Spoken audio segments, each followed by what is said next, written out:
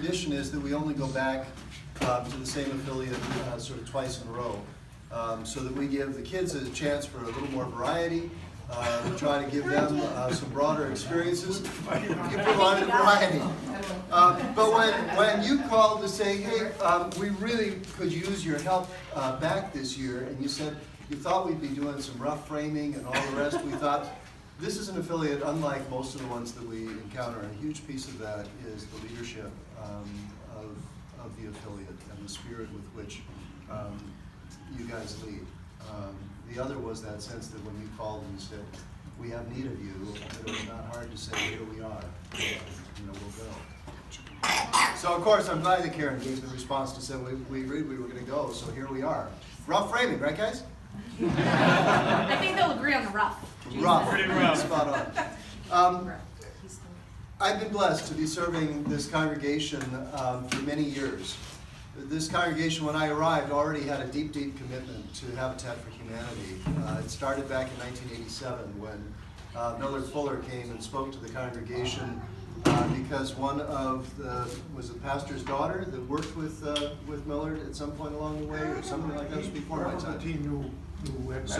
So anyway, he came and spoke to the congregation. The congregation became really enamored with the idea, the vision of Habitat for Humanity. For many years, they sent one group a year to go out.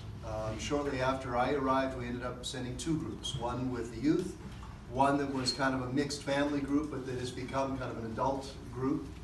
About the time that first group of youth got ready to graduate from high school, they said, we want our own trip, and we don't want to go with the adults. You're not going to let us go with the high school kids.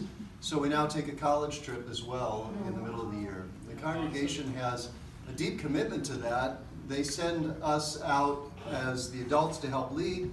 They send the kids with all their prayers, but they also all continue to say, how can we be a part of this mission and ministry? So one of the ways they do that is to help underwrite our trips. One of the ways is to continue with a commitment of sending $1,000 for the affiliate to try and support that ministry. And then some years ago, one of the women in the congregation piped up and said, I love what you're doing. I can't go and do one of these mission trips. I'm too old.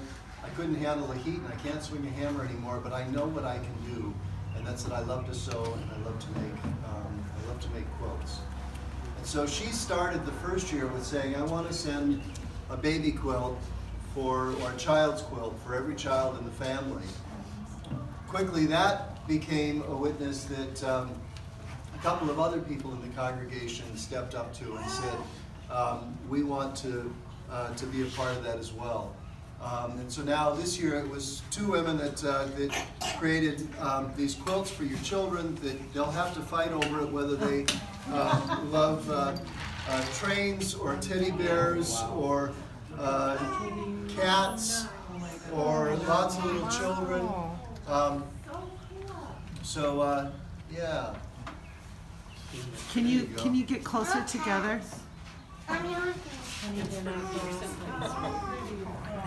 Wow.